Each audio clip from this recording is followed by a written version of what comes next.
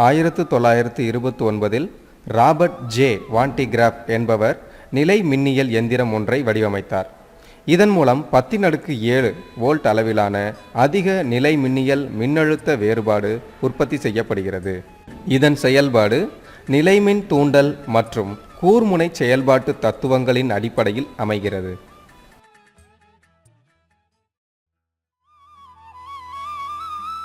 உள்ளீடற்ற உலோக கோளம் A படத்தில் காட்டப்பட்டுள்ளது போல் மின் காப்பு பெற்ற தூண்கள் மீது பொருத்தப்பட்டுள்ளது.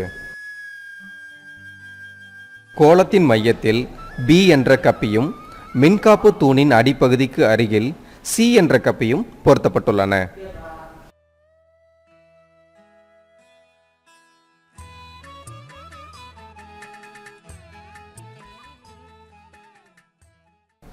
பட்டு துணியிலான பட்டை ஒன்று கப்பிகள் வழியே செல்கிறது.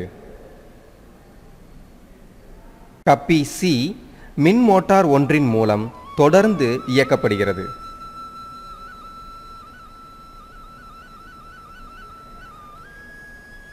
கப்பிகளுக்கு அருகே ஏராளமான கூர்முனைகள் கொண்ட D மற்றும் E என்ற இரு சீப்பு வடிவ கடத்திகள் பொருத்தப்பட்டுள்ளன. சீப்பு D இன் நேர் மின்னழுத்தம் 10⁻4 வோல்ட் என்ற அளவில் இருக்குமாறு மின்திறன் வழங்கி செய்கிறது. சீப்பு E ஆனது உள்ளீடற்ற உலோக கோளத்தின் உட்புறம் இணைக்கப்பட்டுள்ளது. சீப்பு Dக்கு அருகில் உள்ள உயர் மின்புலத்தினால் கூர்முனை செயல்பாட்டின் காரணமாக காற்று அயனியாக்கப்படுகிறது.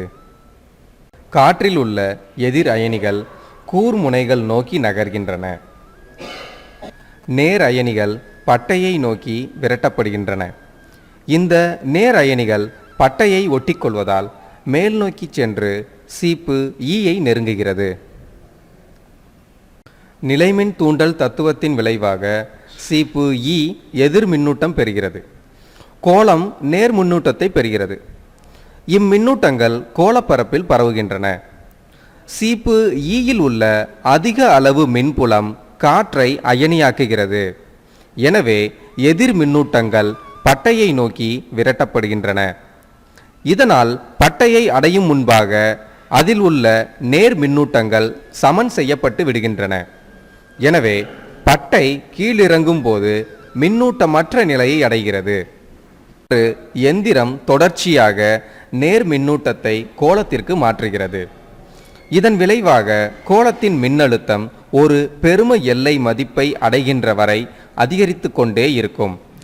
மேற்கொண்டு கோளத்தில் மின்னூட்டங்கள் ஏற்கப்பட முடியாத நிலையை எட்டியவுடன் காற்றின் அயனியாக்கத்தின் காரணமாக மின்னூட்டங்கள் கசிய தொடங்குகின்றன. உயர் அழுத்தத்தில் காற்று நிரப்பப்பட்ட எஃகு கலத்தினால் கோளத்தை மூடுவதன் மூலம் கோளத்தின் மின்னூட்ட கசிவை குறைக்கலாம்.